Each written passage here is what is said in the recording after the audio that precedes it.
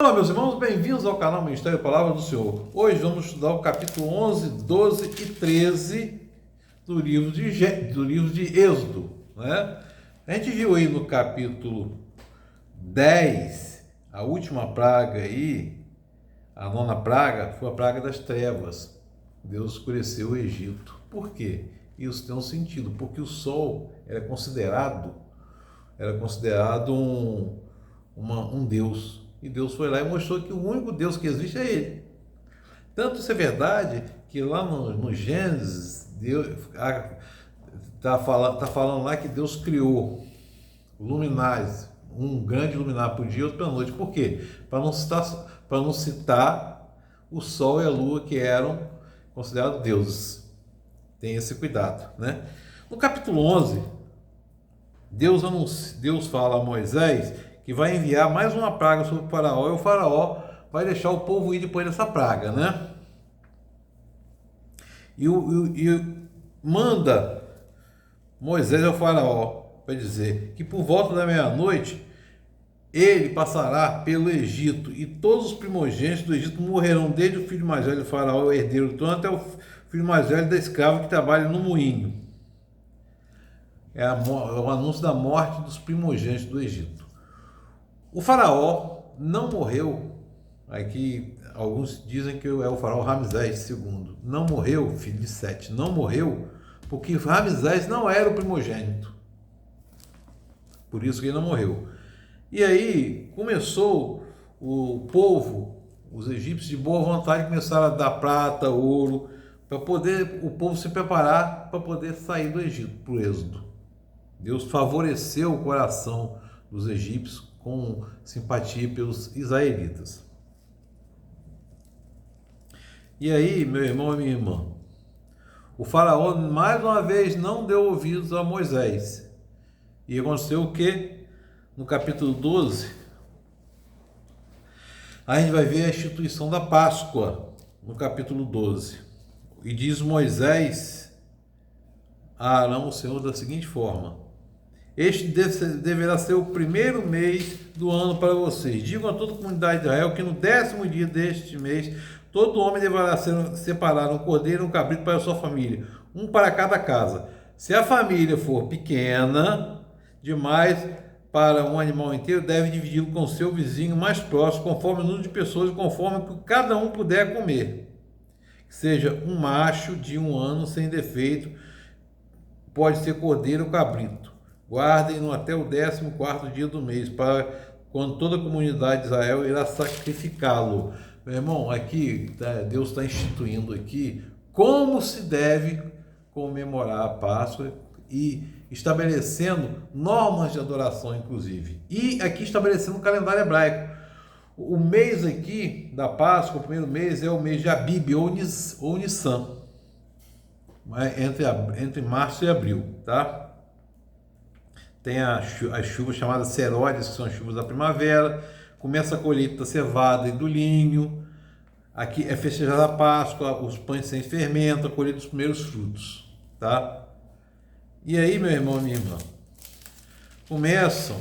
começa Deus ordenar o povo como fazer o sacrifício. Mandou passar um pouco de sangue nas laterais das vigas superiores, né, chamados umbrais das portas das casas, nas quais vocês comerão o animal sacrificado, né? Naquela noite comerão carne assada no fogo com ervas amargas e pão sem fermento. Não como carne crua nem cozida, mas assada no fogo. Aqui Deus está falando o que fazer na Páscoa e como fazer, né? E diz: naquela mesma noite passarei pelo Egito e matarei todos os primogênitos, tanto dos homens como dos animais, e executarei o juízo sobre todos os deuses do Egito. Eu sou o Senhor. Conforme a gente viu, ele vem fazendo o quê? Trazendo como praga as entidades que o egípcio adorava. E meu irmão e minha irmã, então Moisés convocou todas as autoridades de Israel e lhe disse: escolha um cabrito para cada família, sacrificam e molhem com uma esponja, né, um sopo no sangue que estiver na bacia, e passem na viga, nos umbrais, né, da casa, nos caixonetes da casa, né? Que ali ficará marcado, e o Senhor passará pela terra dos egípcios, verá o sangue na viga superior das laterais e passará sobre aquela porta e não permitirá que o destruidor entre na casa de vocês para matar. Aqui está, o sangue é um sinal de livramento para a morte que viria com o destruidor, com o anjo destruidor. E Deus avisa: obedeçam estas instruções como um decreto perpétuo para vocês e seus descendentes. Quando entrarem na terra que o Senhor prometeu lhes dar, celebrem a cerimônia. Quando seus filhos lhe perguntarem o que significa esta cerimônia, responda: é o sacrifício da Páscoa ao Senhor, que passou sobre as casas dos israelitas no Egito e poupou nossas casas quando matou os egípcios. Então o povo curvou-se em adoração. E aí, meu irmão, minha irmã, à meia-noite, o anjo passa e morre todos os primogênitos do Egito, inclusive o filho mais velho do faraó.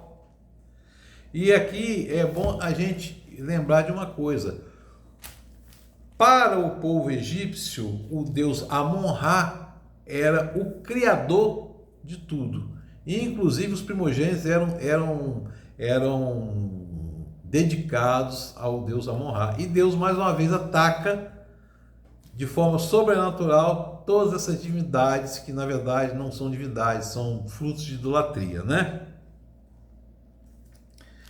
E aí, naquela mesma noite, depois que morreu os primogênitos, naquela mesma noite, o faraó mandou chamar Moisés e Arão e disse: saiam imediatamente do meu povo, vocês são israelitas. E ali, meu irmão, saiu todo o povo israelita. Saíram aqui aproximadamente, segundo fala, 600 mil pessoas.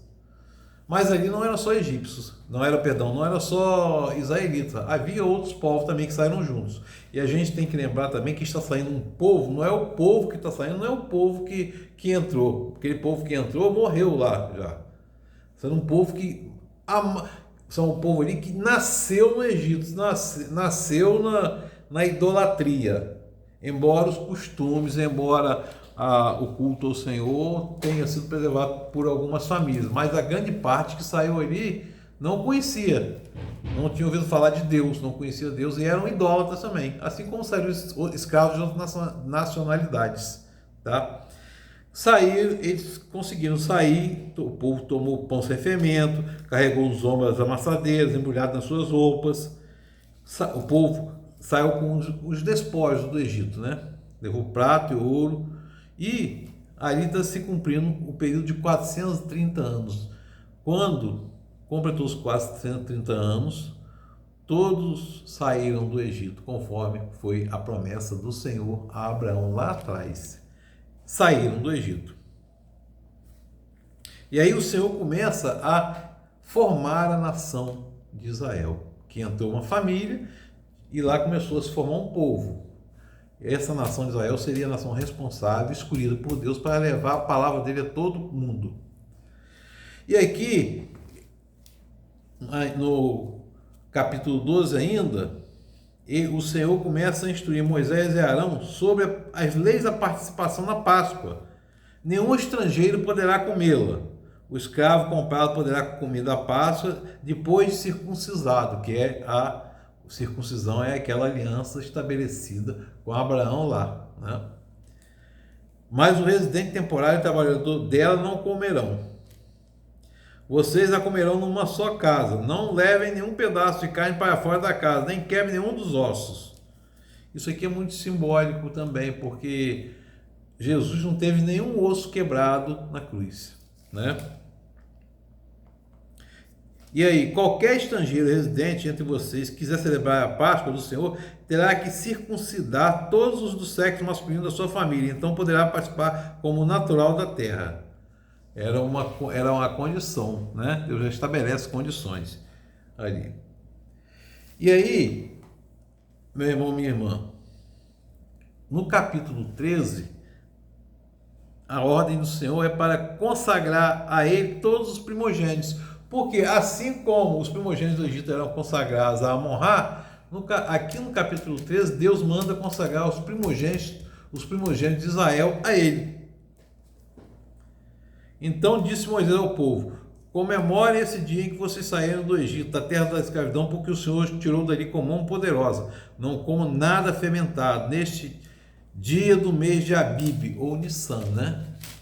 Conforme a gente viu. Então, ali está começando a estabelecer o calendário hebraico, né?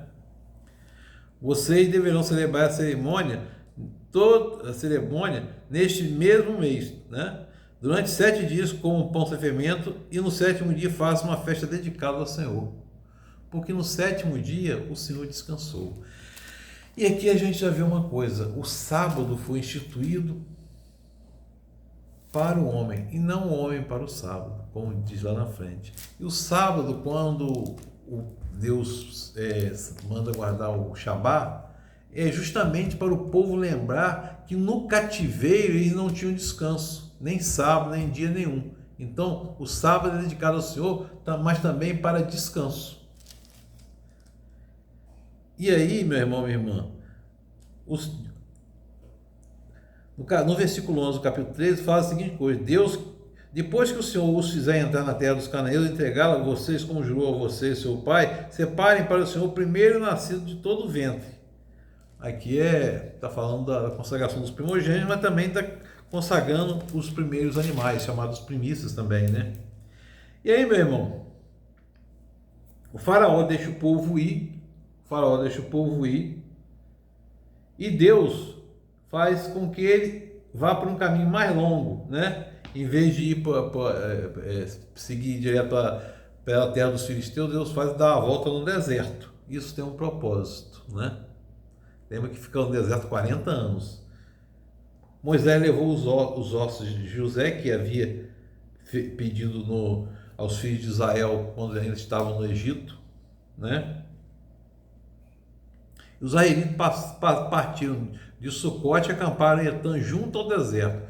E durante o dia, o Senhor maravilhosamente coloca uma nuvem para guiá-los no caminho, mas também uma nuvem para aplacar o sol do deserto. E à noite, uma coluna de fogo para iluminar. Assim podiam caminhar de dia e de noite. Porque no deserto, durante o dia é muito calor e à noite é frio. Olha que provisão maravilhosa. A gente está vendo aqui que Deus é o único, eterno, poderoso Senhor que livrou o povo do cativeiro egípcio com mão poderosa. Que o Espírito Santo de Deus esteja sobre nós, nos confortando, nos consolando, nos abençoando. Amém. Glória a Deus.